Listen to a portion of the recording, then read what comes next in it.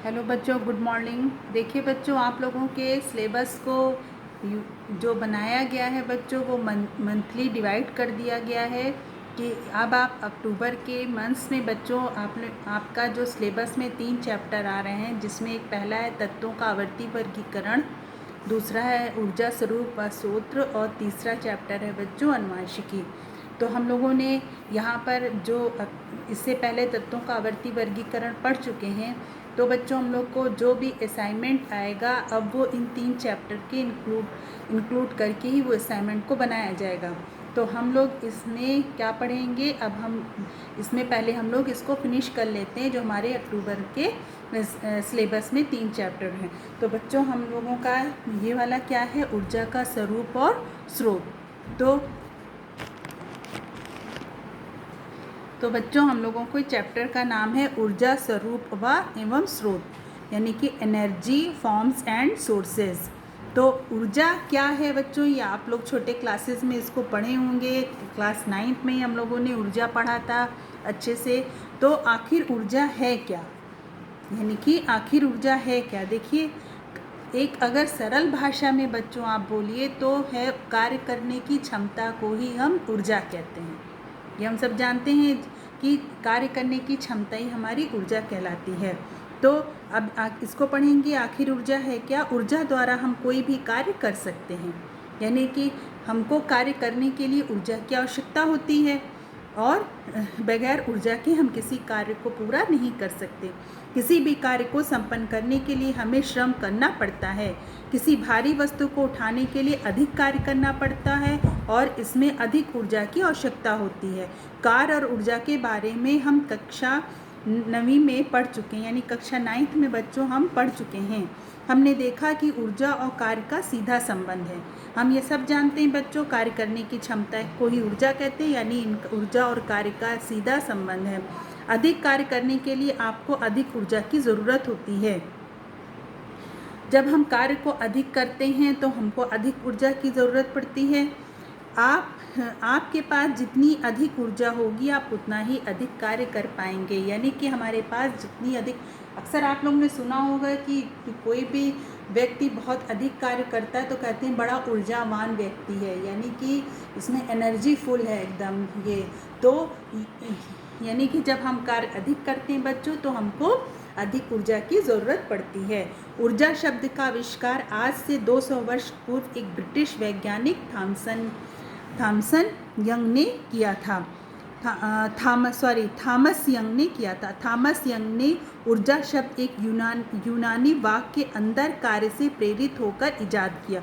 ऊर्जा शब्द जो था बच्चों एक यूनानी वाक्य से लिया गया, यानी अंदर कार्य से प्रेरित होकर इजाद किया। उसके अनुसार ऊर्जा के अंदर कार्य छिपा है, यानी कि इनके अनुसार जो थॉमस थे, इन्होंने देखी यहाँ पर बच्चों पिक्चर भी बनी हुई है थॉमस यंग की। इन्होंने कहा था कि ऊर्जा जो का एक यूनानी वाक्य से लिया अंदर कार्य। तो अंदर कार्य यानी ऊर्जा के अंदर क्या है, कार्य छिपा है।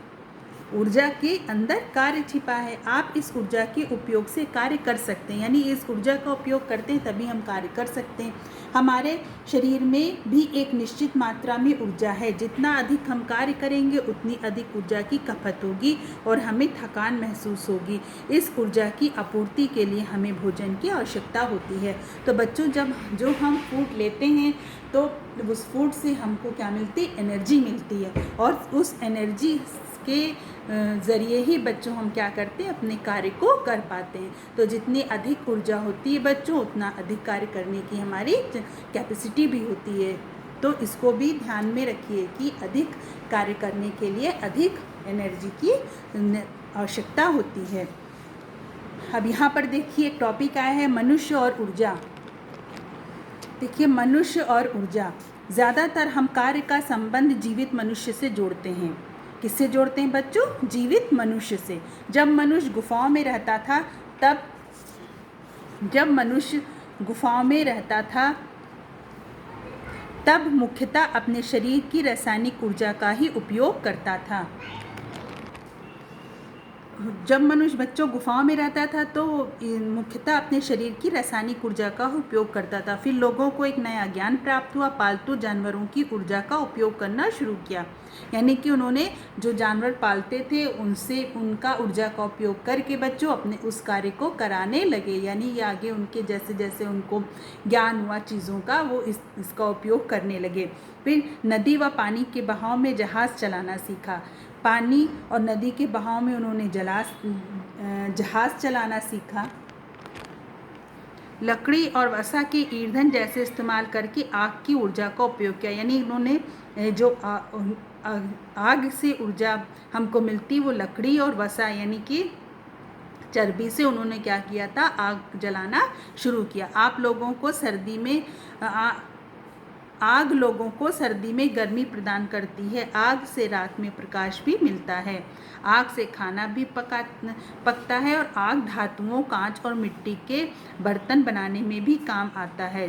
अब जीवित मनुष्यों व जानवरों के साथ साथ निर्जीव वस्तुओं की ऊर्जा का भी कार्य करने के उपयोग में लिए जाने लगा। पहले तो सिर्फ मनुष्य ही जो गुफाओं में रहता था बच्चों, वही रासायनिक ऊर्जा का उपयोग करके कार्य को करता था। फिर धीमे धीमे उसने क्या किया कि पालतू जो जानवरों थे उसकी ऊर्जा से कार्य करना शुरू किया। फिर निर्जीव वस्तु यानी नॉन लिविंग थिंग्स, जैसे हमारी आग है, आग को जलाया तो आग से जो उसे मिली, जैसे प्रकाश ऊर्जा मिली उसको बच्चों, या प्रकाश ऊर्जा से क्या मिला उसको, रात में उजाला मिलने लगा उसको। यानी कि और फिर धीमे धीमे बच्चों उसने आग से खाना पकाना शुरू किया और उस सर्दी में भी आग का जला के उससे गर्मी भी लेने लगे। तो यानी कि वो नॉन लिविंग थिंग से भी ऊर्जा की प्राप्ति हुई जैसे जैसे ज्ञान मिलता गया।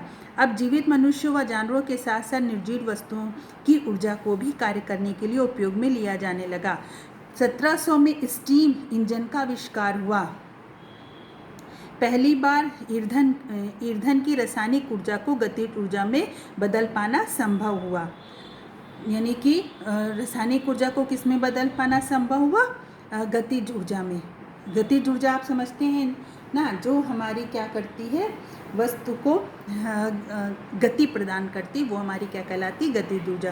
जैसे भिन्न भिन्न प्रकार के स्टीम इंजन बनाए, कुछ कारखानों की मशीन को चलाने, कुछ समुद्रों में जहाज़ों को चलाने, कुछ ज़मीन पर रेलगाड़ियों को खींचने।